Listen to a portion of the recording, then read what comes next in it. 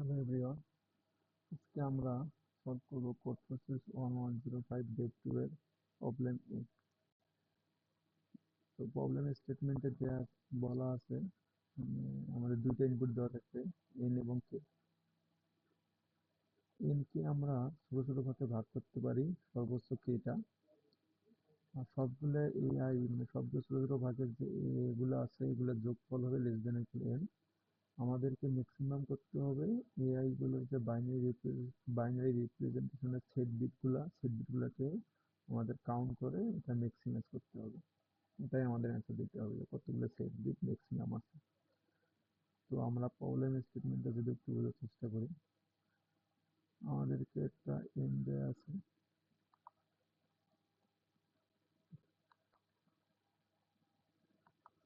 আর একটা কে দেয়া আছে, এন দেয়া আছে আর একটা কে দেয়া আছে। তো এন যদি আমাদের 10 হয় আর কে যদি আমাদের 3 হয়, 10কে আমরা তিন তিন তিনটে ভাগে ভাগ করতে পারি। সর্বোচ্চ কেউ তিনটে, আমরা দুইটা করতে পারি। যদি করি 3-এর বাইনারি রিপ্রেজেন্টেশন কত, 0 1 1, এটাও এটাও। তো এর সেট বিট কটা, দুইটা, এর দুইটা, এর দুইটা, তাহলে আমাদের অ্যান্সার কত, 6। আর তিন মিলে হয় 9, এটা লেস দেন ইকুয়াল n। ওকে, আমাদের প্রবলেম স্টেটমেন্ট হচ্ছে এটা। তো আমাদের ফার্স্ট অবজারভেশন, কে যদি বড় হয়, তাহলে অ্যান্সার n। মানে এখানে যদি কে এর মান যদি এখানে 12 হয়, তাহলে আমরা কি করতে পারি, আমরা এটাকে 10 ভাগে ভাগ করবো, 1 1 1 1 1 1 করে। তো 1-এর বাইনারি সেট বিট থাকে একটা, তো আমাদের অ্যান্সার হবে হাইয়েস্ট 10। 2 নম্বর অবজারভেশন, এখন আমরা এই প্রবলেমটা সলভ করব বিট সেটের মাধ্যমে। আমরা এখানে 10 দেওয়া আছে, 10-এর বাইনারি রিপ্রেজেন্টেশন কত,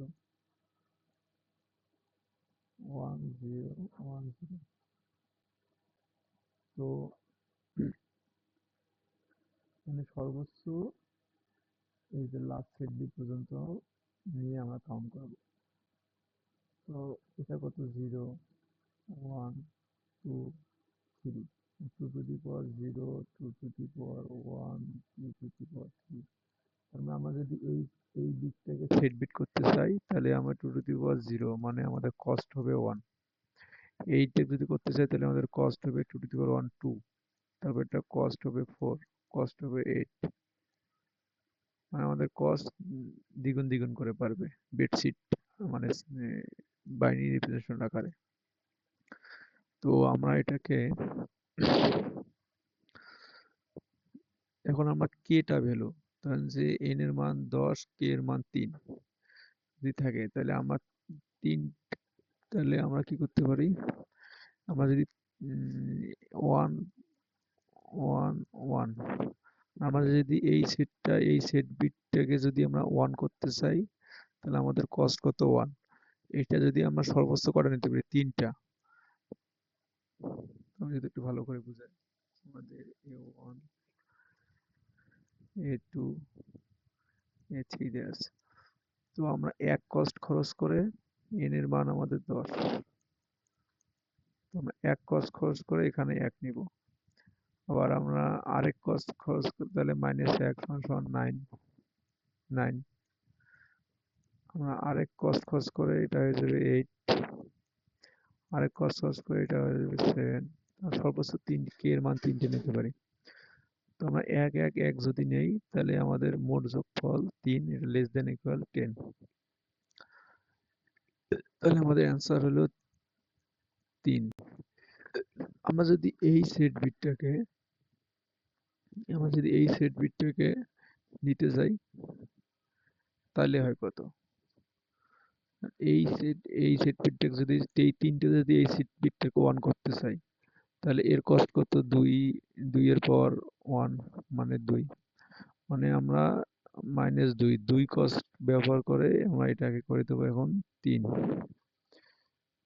তাহলে এটা হলো 5, এটা করে দিলাম 3, তাহলে থাকলো আবার 5, আবার থাকলো 3, তাহলে এটাকে আবার 2 বিয়োগ করে দিলাম, আবার থাকলো 1, এটা হয়ে গেল 3।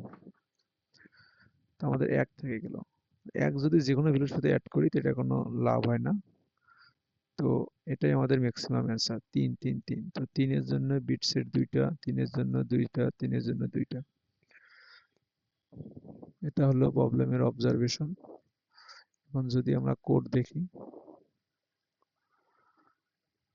তো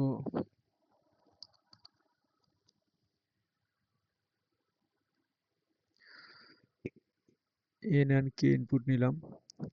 k যদি গ্রেটার দেন হয় তাহলে আমাদের n অ্যান্সার। আমরা একটা অ্যান্সার নিলাম 0। আর লাস্ট সেট বিট পর্যন্ত নিলাম, লাস্ট সেট পর্যন্ত যাব। কস্ট নিলাম, এখানে আমরা এই যে প্রথমে 2 টু দি পাওয়ার 0 1 2। তো আমরা এই যে n ডিভাইডেড বাই কস্ট করলাম। n এর মান কত আমার শুরুতে 10, 10 ডিভাইডেড বাই কস্ট কত 1। আর আমাদের ম্যাক্সিমাম ভ্যালু কত k, মানে সর্বোচ্চ আমরা নিতে পারবো k টা। তো এটা আপাতত আমরা বাদ দেই। অ্যান্সার প্লাস s আর n minus s into cost. এসটা কি? এসটা হচ্ছে কে আর এন ডিভাইডেড বাই কস্ট। এখানে এসটা যদি ছোট হয় কে এর থেকে, তার মানে কি আমরা এটাই শেষ, এরপরে আর আমরা নিতে পারবো না। এখানে আমাদের লুপ ব্রেক। এটাই হলো solution. Okay, tata, good bye.